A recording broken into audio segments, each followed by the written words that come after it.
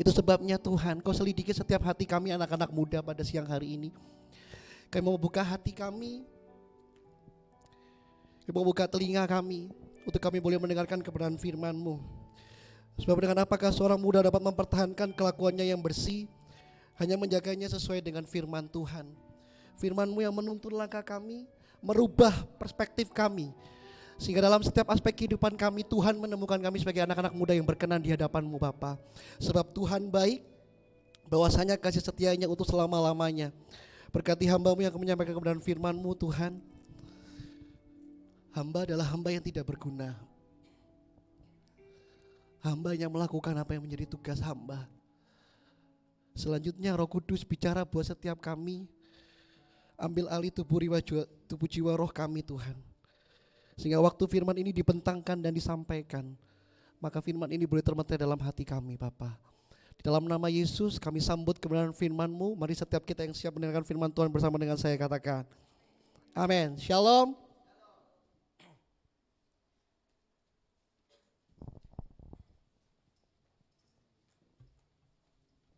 Puji nama Tuhan untuk kesempatan dan waktu yang diberikan kepada saya untuk boleh menyampaikan kebenaran firman Tuhan di hadapan teman-teman semuanya. Untuk kameranya udah aman ya? Aman ya? Oke.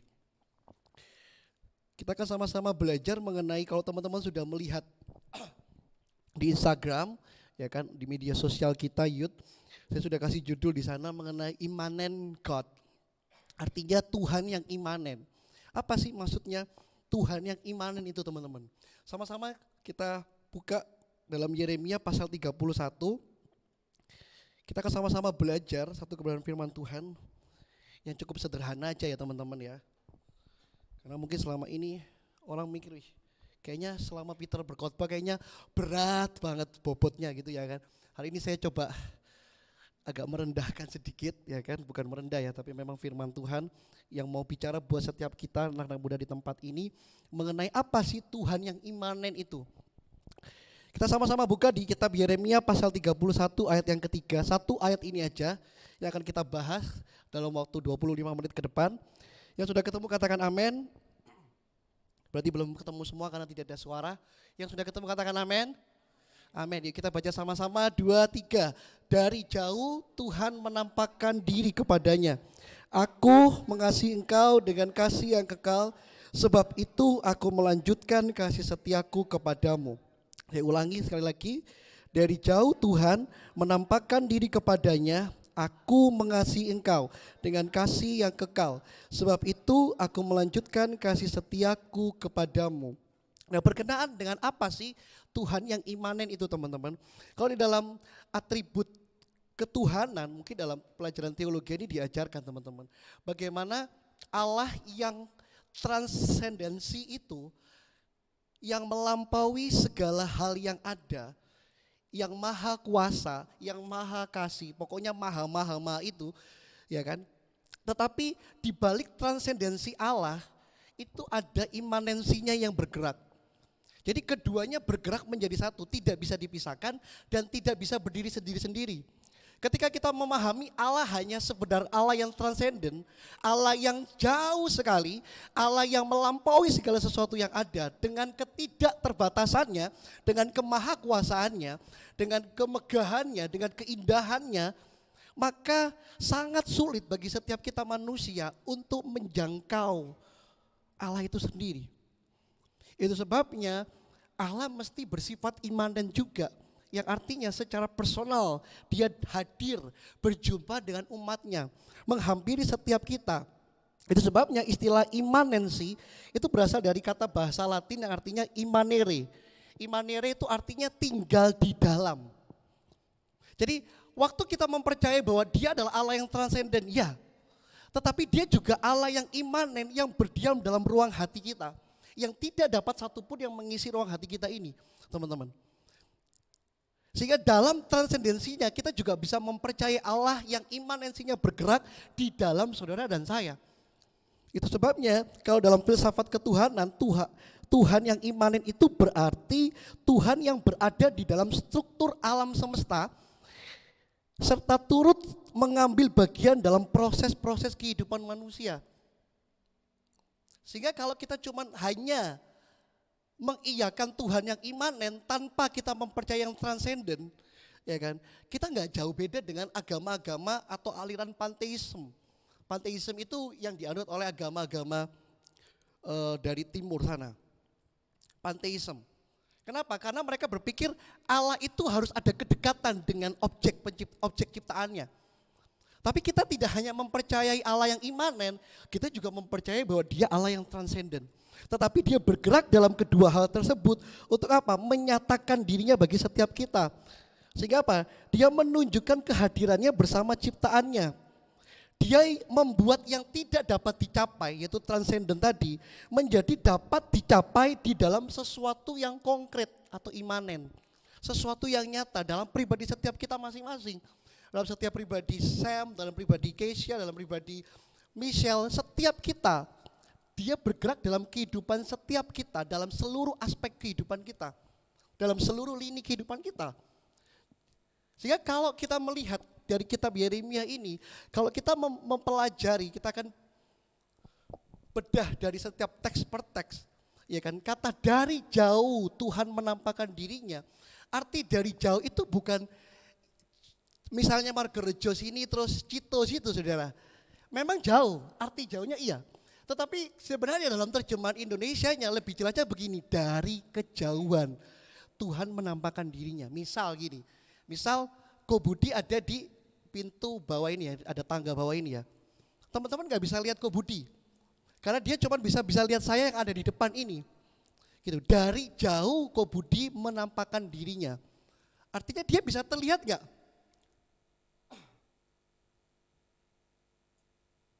Halo, dia bisa terlihat nggak secara physically?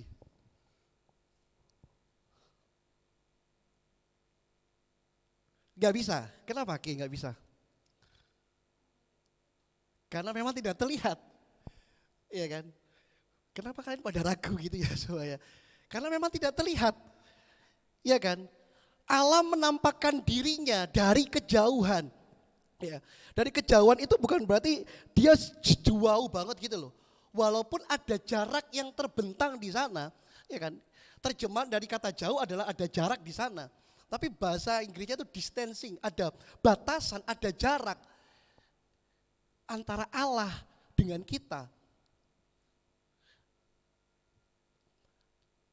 Walaupun invisible tadi katanya si Keisha tidak terlihat, ya kan? Tidak mungkin kita bisa lihat dengan kasat mata kita. Tidak mungkin kita bisa melakukan dengan indera yang kita punya, ya kan, dengan secara manusiawi kita mampu bisa melihat Allah secara physically itu, ya kan. Jadi akan muncul sebuah pertanyaan perdebatan gitu, bahwa apakah sesungguhnya Allah itu memang ada, ya kan.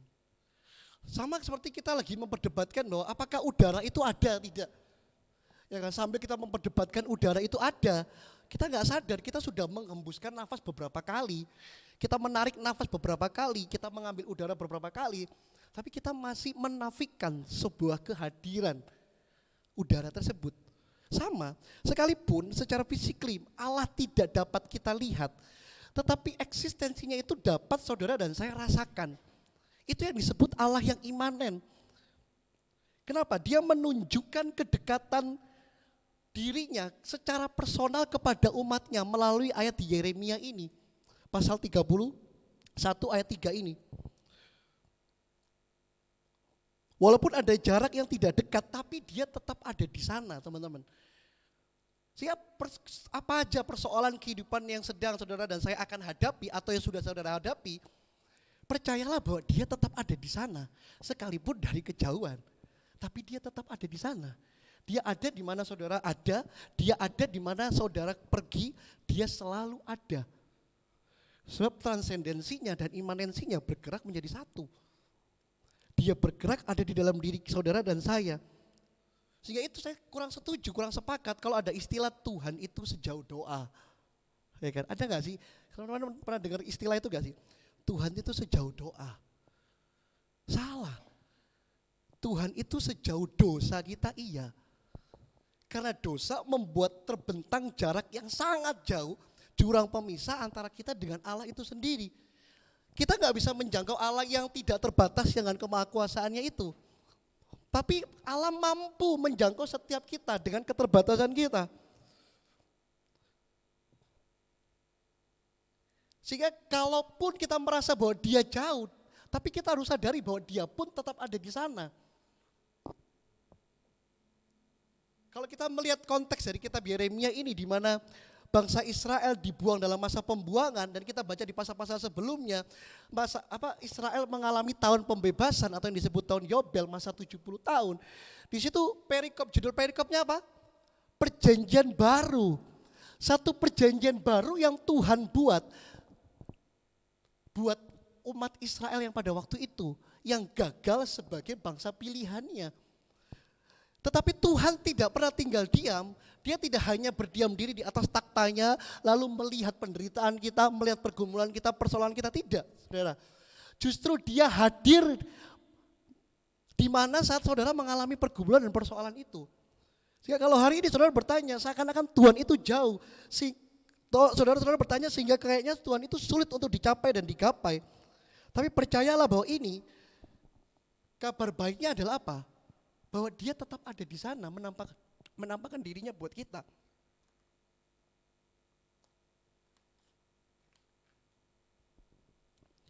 Mungkin kita merasa seakan Tuhan itu jauh sehingga sulit untuk kita mencapainya. Sebab itu perlu untuk kita memiliki pengalaman dengan Tuhan. Nah, pengalaman dengan Tuhan ini, saya selalu bilang tidak ada pengalaman tanpa sebuah pemahaman. Tapi pemahaman dan pengalaman ini harus jalan bersama, saudara. Ada salah satu teolog yang terkenal, mungkin teman-teman teologi mungkin tahu ini, tentang Thomas Aquinas, yang terkenal dengan Summa Theologia. Sebagai doktor teologi, ya orang pakar teolog lah, ya kan. Dia menjelaskan tentang eksistensi Tuhan, tapi dia juga menggabungkan antara sebuah logika dengan sebuah iman dan perbuatan itu dijadikan satu. Sebab gini, saudara nggak bisa hanya sekedar beriman Tuhan itu baik, Tuhan akan memberikan berkatnya bagi setiap kita. Sedangkan saudara hanya diam duduk di rumah, tidur-tiduran tanpa saudara bekerja. Saudara nangkep ya maksudnya? Ada sebuah kerjasama antara iman dan perbuatan, antara pikiran kita dan perbuatan kita. Mungkin saudara paham dengan semua doktrin teologi yang saudara miliki, saudara punya. Tapi gak pernah saudara implementasikan dalam kehidupan saudara gak pernah aplikasikan dalam kehidupan saudara. Sehingga doktrin yang saudara miliki itu gak ada gunanya. Pemahaman yang saudara miliki itu gak ada gunanya. Kalau saya tahu Maxi suka nasi goreng, maka waktu saya membangun relasi pertemanan dengan dia, ya kan, waktu kita akan makan bersama, saya akan tahu dia sukanya nasi goreng. Saya nggak mungkin belikan dia nasi rawon yang juga kesukaan saya. Artinya apa? Pemahaman penting. Tapi jauh lebih daripada itu pengalaman yang dibarengi dengan pemahaman kita. Ada banyak orang terjebak pada sebuah pemahaman teologi yang agak kolot, saudara. Beberapa hari ini ya saya agak discuss dengan salah satu sebuah akun Instagram lah. Sebuah akun yang mereka, ya memang dia dari agama seberang, saya sebut aja dari agama Katolik. Dan kita tahu bahwa pergerakan karismatik ini kalau saudara mengikuti itu semakin berkembang, saudara. Ya kan, Buddha juga ada Buddha yang karismatik, ya kan.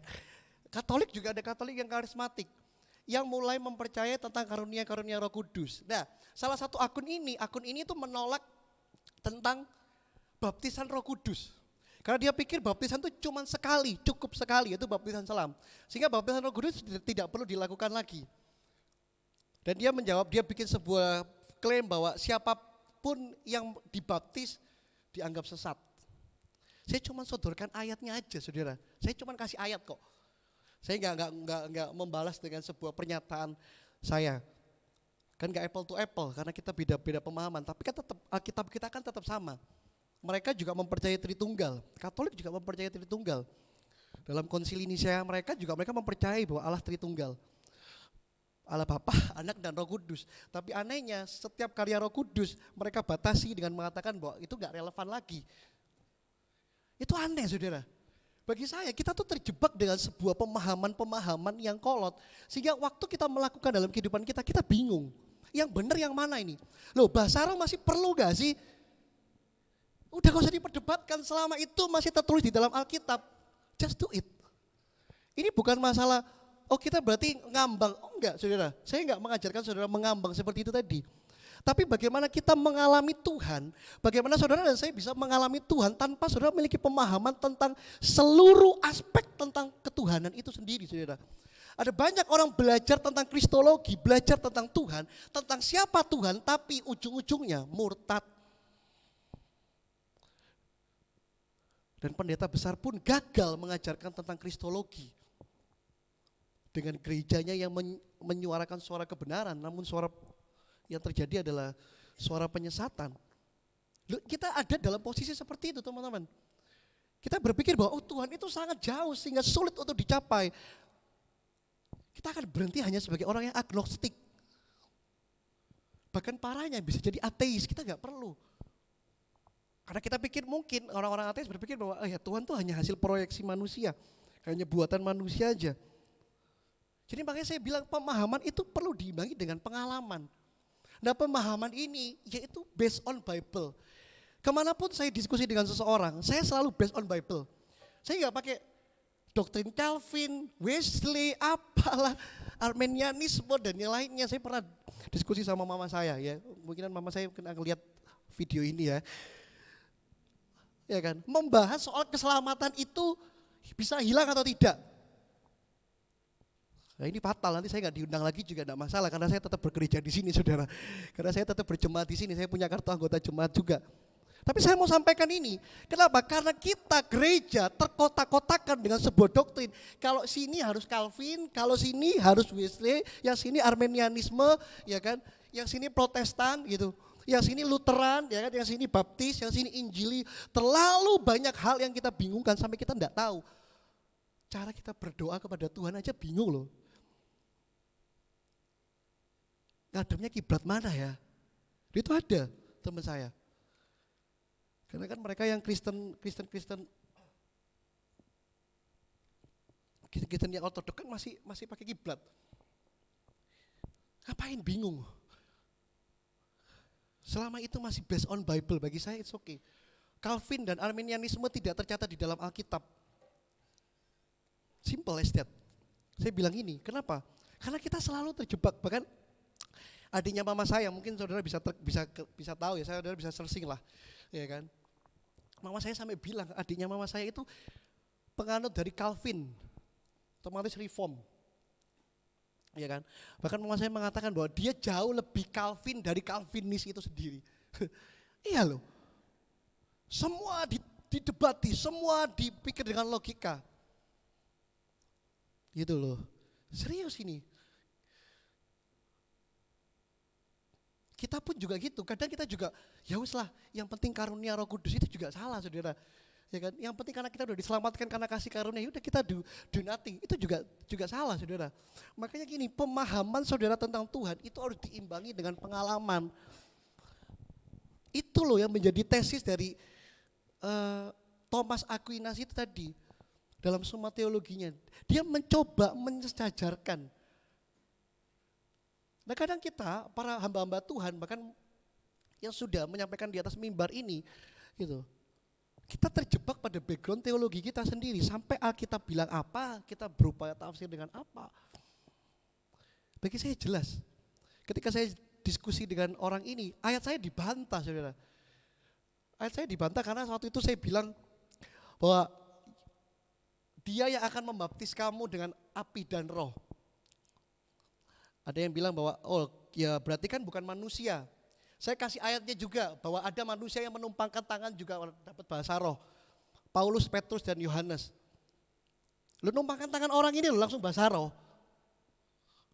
Apakah Alkitab sesat? Ya kamu ngomong Alkitab sesat ya bahaya juga bagi kalian.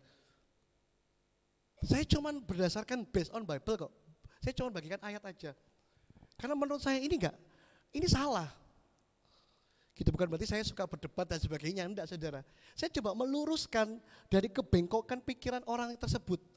Bagi saya selama itu ditulis di dalam Alkitab, tidak ada yang salah dengan itu. Karena Alkitab itu sudah final. Bagi saya Alkitab itu final. Sehingga gak perlu referensi-referensi lain yang membenarkan tentang kebenaran Alkitab. Sehingga apa? Supaya kita ini gak salah kaprah. Soal apa? Konsep ketuhanan kita. Nah yang menariknya kata Tuhan, ini ayatnya ditampilkan aja terus. Gak usah dihilangkan, Sep. Kata Tuhan di sini tuh menggunakan huruf capital, saudara. Dan setiap kata Tuhan yang menggunakan huruf capital itu, bentar ya saudara. Tenggorokan saya ini kok apa belum makan soto atau gimana ini? Kata Tuhan di sana pakai huruf capital dan seluruh kata Tuhan yang menggunakan huruf capital itu menggunakan terjemahan YHWH. Ya kan? YHWH.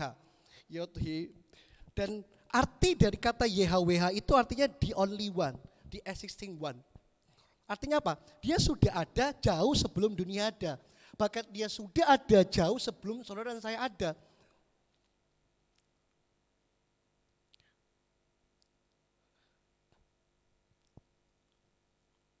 Kalau kita nggak tahu tentang konsep Tuhan yang benar, maka akan kita sulit Tuhan yang mana yang menampakkan diri ini.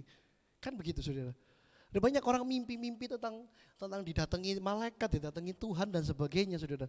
Sulit mereka bisa membedakan mana yang Tuhan, mana yang hantu saudara.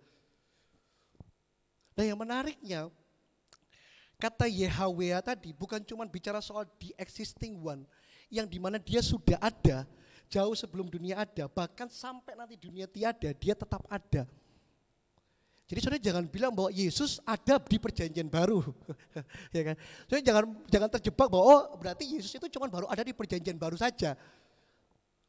Itu fatal saudara kalau ada hamba Tuhan yang bilang seperti itu. Sebab keilahiannya telah ada di existing one, kata YHWH tadi itu. Tapi terjemahan lainnya bukan cuma menjelaskan tentang the existing one atau yang sudah ada, tapi menjelaskan bahwa dia Tuhan yang benar. Makanya kalau saudara baca sejarah kata YHWH tadi, ya kan, Tuhan menyebutkan dan Tuhan menyampaikan kepada bangsa Israel pada waktu itu, ya kan, aku adalah aku, ya kan, Allah ini bla bla bla bla bla bla bla yang menyelamatkan kamu dan bla bla bla bla. Istilah itu yang dipakai untuk menunjukkan tentang bahwa Tuhan yang kita sembah itu Tuhan yang benar. Otomatis kalau kita bilang dia Tuhan yang benar, maka pertama, seluruh pernyataan dalam dirinya benar. Kalau dia Tuhan yang benar, maka seluruh apa yang dia ucapkan pasti benar. Kalau dia Tuhan yang benar, maka apapun yang dia janjikan pasti benar enggak? Pasti benar. Nah ini yang saya tertarik dengan ayat ini, kenapa? Bahkan ini menunjukkan sifat empatik Allah dalam menampakkan dirinya, dia mempertontonkan dirinya, menunjukkan eksistensinya, menunjukkan dirinya dalam artian apa? Bahwa dia Tuhan yang empati atas apa yang kita alami. Saya menggunakan kata empati bukan simpati saudara. Saudara tahu bedanya simpati dengan empati? Orang simpati itu hanya merasakan apa yang dialami. Tapi orang empati pasti mengalami apa yang dirasakan. Misalnya Diki lagi butuh uang nih. Diki yang ini ya kan. Ini kan udah bos ya kan. Diki yang ini. Misalnya butuh uang dia. Ya saya cuma ngeliat aduh kasihan ya dia butuh uang ya kan. Tapi saya nggak tahu, saya nggak mengalami bahwa dia memang benar-benar butuh uang dalam ekonominya yang terbatas itu. Ya kan, dengan mukanya yang melas mungkin ya kan. Saya cuma lihat kasihan ya orang ini ya. Ya setelah Tuhan memberkati, cuma gitu aja ya kan. Tapi kalau saya mengalami apa yang dirasakan, saya tahu bagaimana gak punya uang gitu. Maka saya, berapa rekeningmu? Ayo sekarang. Gitu loh. Itu empati, artinya apa? Ada tindakan aktif dari Allah. Tindakan aktif dari Allah apa? Untuk menunjukkan dirinya, siapa dirinya. Gitu loh, ini good news buat saudara dan saya, bahwa saudara dan saya bukan datang ibadah hari Minggu jam 12 kumpul di tempat ini, ngelihat pemain musik dan WL di depan ini. Enggak saudara, WL udah ngoyo, pemain musik udah ngoyo, mereka latihan semalam sebelumnya. Saudara cuman dari hari ke hari,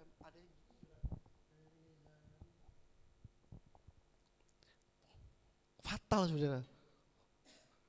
Serius ini. Ya kan? Kalian soalnya belum tahu jadi WL. Coba jadi WL ya, Ndri ya. Kalau sudah jadi WL, bagaimana membawa jemaat itu satu tanggung jawab yang besar loh. Bukan cuma tanggung jawab secara tugas jadwal aja, ada tanggung jawab moral di sana. Ya kan, yang udah pernah pengalaman WL pasti akan tahu bagaimana rasanya itu. Sebab ini tadi saudara, ketika kita tidak mengenal Tuhan, Dia adalah Tuhan yang empati atas apa yang saudara dan saya alami, maka kita akan gagal paham tentang siapa Tuhan yang benar.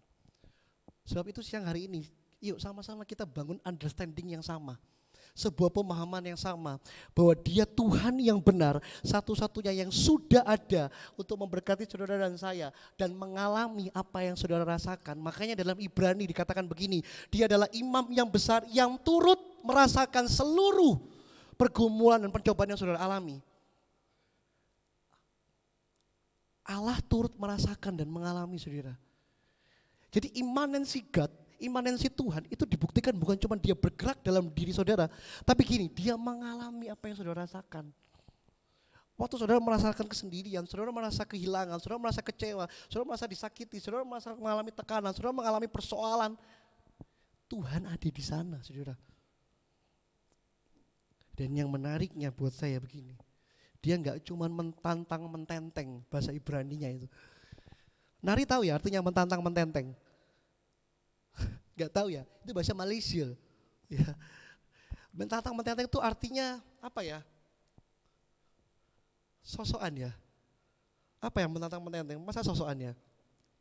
Dia dengan muka gayanya gitu lah ya, soknya gitu.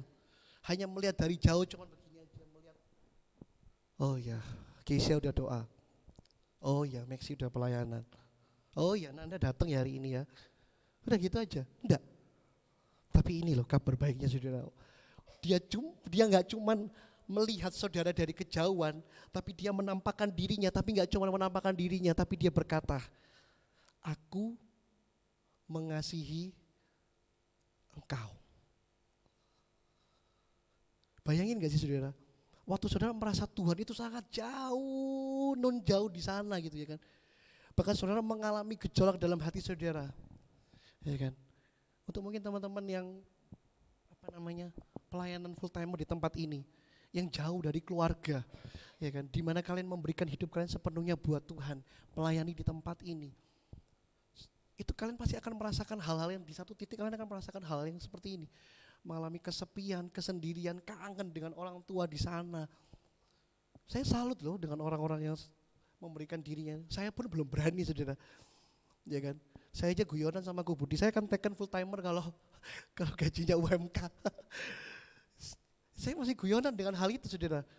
Karena full timer itu bukan soal harga gaji, tapi soal apa? Pemberian hidup yang sejati di hadapan Tuhan. Keren gak sih? Ini bukan naif ya saya ngomong, tapi serius li. Bayangin gak sih waktu saudara mengalami tekanan, mungkin saudara diputus cinta gitu ya kan, atau saudara mengalami kegalauan, saudara mengalami tekanan di kerjaan, saudara mengalami masalah, 1 belum selesai, 2 datang, 1 2 belum selesai, 3 datang, 1 2 3 belum selesai, 4 datang, terus begitu bergulir-gulir dalam kehidupan saudara. Dan gak ada yang peduli dengan saudara, orang tua saudara tutup mata, saudara, teman-teman saudara juga tutup mata. Tapi ini kabar baik buat saudara dan saya. Dari kejauhan Dia menampakkan dirinya untuk menunjukkan, Aku mengasihi engkau. Seakan-akan Tuhan cuma bilang gini, Gwencana, Gwencana, Gwencana. Kalian mengikuti itu ya trennya. Gak apa-apa, it's gonna be okay. Gitu ya kan. Gak masalah. Dalam kesendirian kita, Tuhan itu ada di sana. Saudara mungkin bilang, alah Peter cuma ngomong atau enggak saudara. Seluruh yang saya sampaikan di hadapan di teman-teman hari ini, saya mengalami satu titik di mana saya benar-benar saya udah muak dengan seluruhnya, ya kan. Tapi Tuhan hadir hanya untuk bilang gini, Aku mengasihi engkau. Bayangin saudara, waktu saya masih di panti asuhan, kemarin mama saya ya, waktu itu kita bincang-bincang, saya, mama saya dan Marco. Ya kan, nggak tahu ini Marco kok sosokan ikut-ikut bicara dalam masalah keluarga ya. Jadi kita ngomong bertiga, mau nggak mau ya kan, akhirnya dia tahu semua rahasia saya.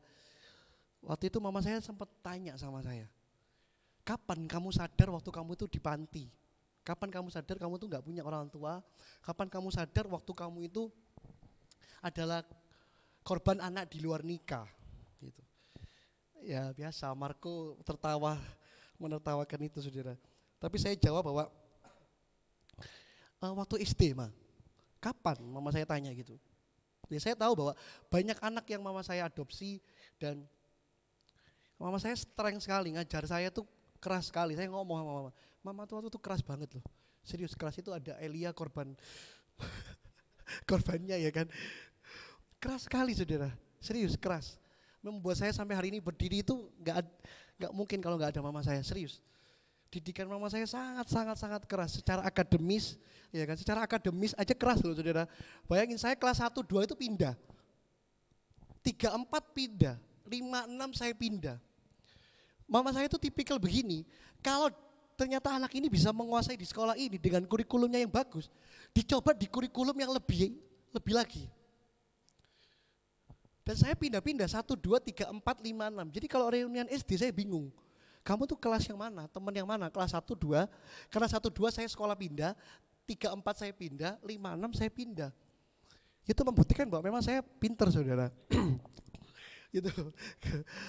Antara pinter atau memang di drop out, enggak. Tapi gara-gara itu, ini John saksinya, gara-gara dipindah, nih, boleh gak aku ngomong ini John? Kalau enggak apa-apa, karena aib ini. Dia sampai gak naik kelas loh saudara. Tapi jangan lihat gak naik kelasnya ya, hari ini udah jadi sultan gini dia. Iya loh saudara, sampai gak naik kelas gara-gara dipindah kurikulum, dipindah ke sekolah yang kurikulumnya jauh lebih berat. Sorry saudara, saya dulu kelas 1, 2 tuh gini-gini, sekolah saya bahasa Mandarin saudara. Ni hao ma, ni hao hao. Saya belajar saudara, Mandarin. Makanya saya kalau lihat WW itu kayak representasinya saya gitu. Ya WW gak ada. Iya kan? Kenapa? Karena dulu saya bukan, ya maksudnya saya bersyukur gitu loh. Kenapa? Waktu itu saya juga bersyukur. Mama saya sampai bilang begini. Ini satu hal kalimat yang mengubah hidup saya. Dari sejak itu sampai hari ini. Mama saya cuma bilang begini. Mama angkat kamu dari bawah. Supaya kamu punya derajat yang setara dengan orang-orang di luar sana. Itu ngeri saudara. Buat saya yang gak punya status orang tua jelas, buat saya yang punya status anak di luar nikah, itu penting buat saya. Saya ngalami itu penting saudara. Waktu mama saya bilang, kapan kamu merasakan kamu akhirnya ini? Saya bilang, waktu semua teman-teman SD itu jemput semua pakai, kan semua dijemput sama orang tuanya saudara. Hello daddy, mami gitu. Saya cuma, where is my mom, where is my daddy gitu ya kan. Saya nggak tahu papa mama saya gitu. Yang ada kita tuh cuma antar jemput saudara. Antar jemput satu mobil gitu dan juga gitu.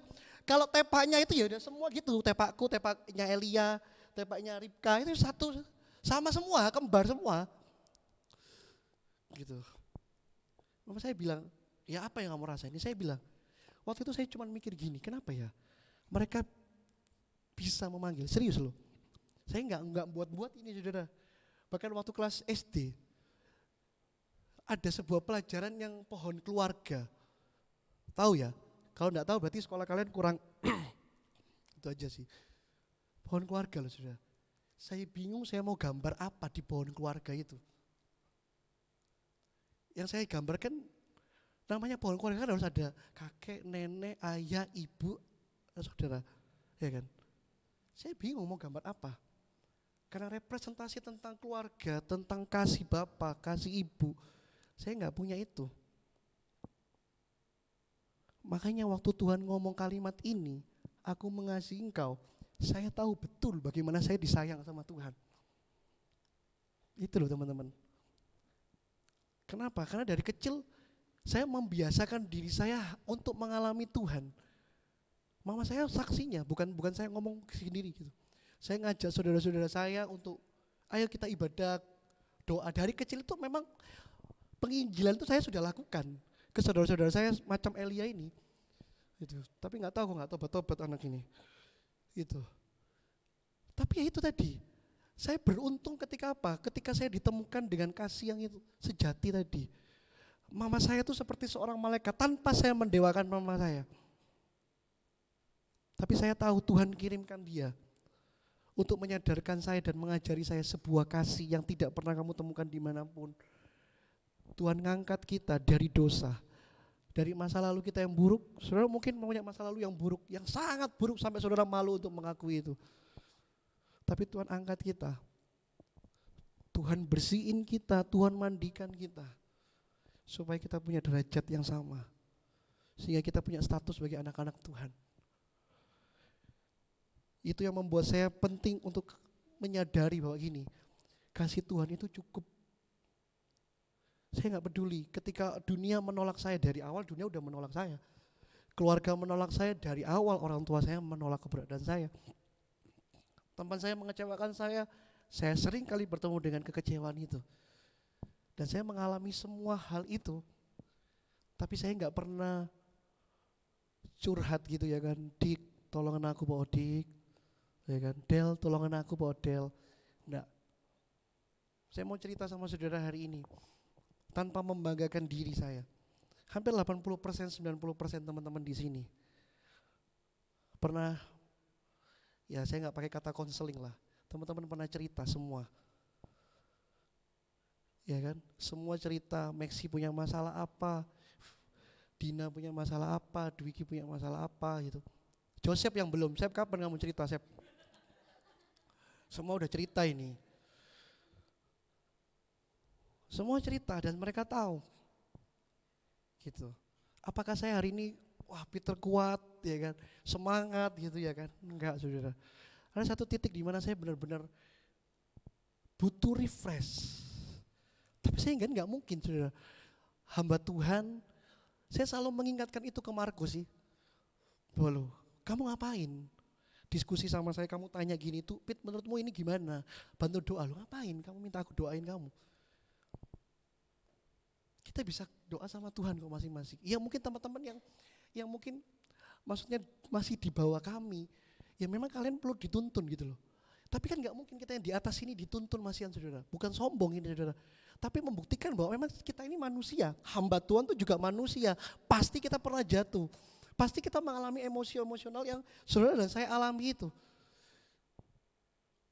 Tapi di titik itu loh saya menyadari bahwa iya ya, kasih Tuhan itu gak bisa digambarkan dan tidak bisa terkatakan. Bukan karena gak bisa berkata-kata, tapi memang sangat besar nilai dan harganya, tingginya.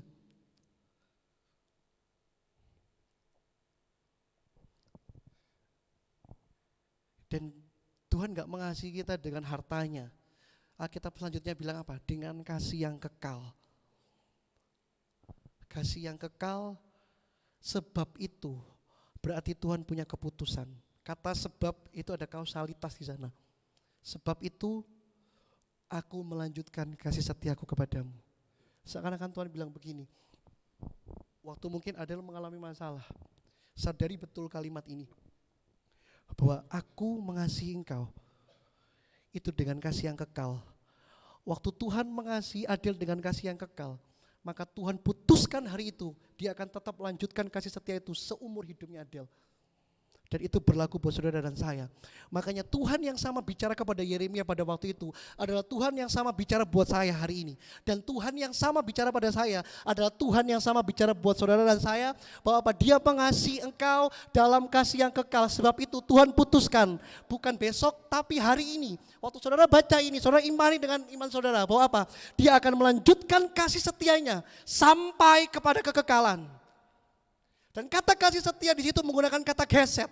Kata geset itu adalah salah satu gini. Orang sering mengartikan salah tentang kata geset. Geset ini saudara. Kata geset itu ada salah satu tingkatan antara yang tinggi kepada yang bawah saudara. Sehingga arti geset artinya gini. Ada sebuah perjanjian yang Tuhan mesti meterai bahwa aku tidak akan pernah meninggalkan dan tidak akan pernah melupakanmu dalam kondisi apapun. Wow saudara. Saudara bisa menemukan cinta ini di dunia omong kosong, gak mungkin saudara. Tapi Tuhan bicara dengan dirinya dan kepada setiap kita hari ini.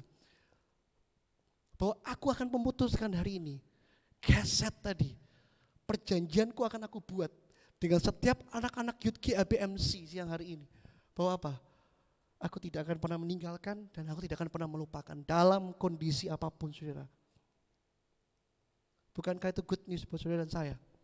Waktu saudara mengalami hal yang terpuruk dalam kehidupan ini menyadarkan kita bahwa gini, saya dikasihi Tuhan. Yang kedua, Tuhan melanjutkan kasih setianya buat saya.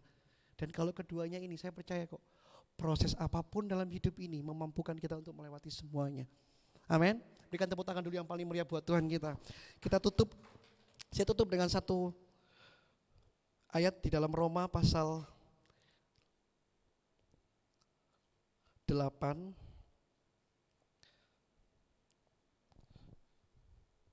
ayat yang ke-31, ayat yang ke-32,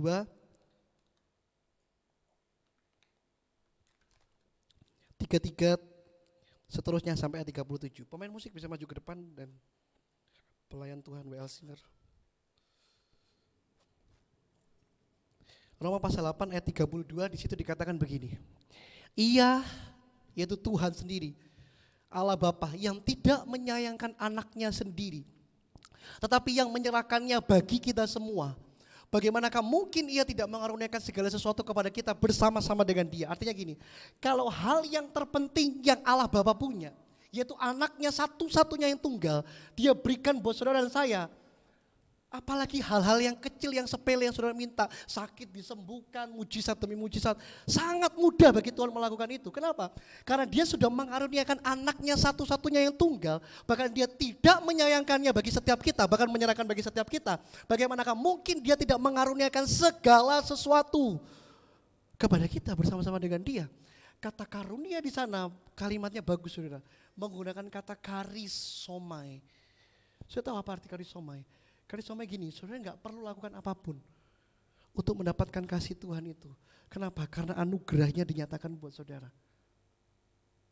Sehingga apa? Ayat selanjutnya bicara gini, waktu saudara sadar, saudara dikasihi, tidak akan satupun yang bisa menggugat saudara. Kita bilang siapa akan menggugat orang-orang pilihan Allah yang membenarkan mereka. Bahkan tidak akan ada orang yang bisa menghukum saudara. Bahkan lanjutnya ayat 37.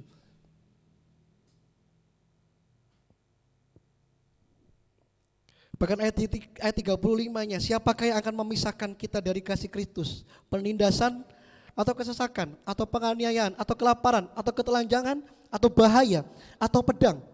Ayat 37. Tetapi dalam semuanya itu tadi, seluruh penindasan kita tadi, kelaparankah, penganiayaankah, kita bilang apa?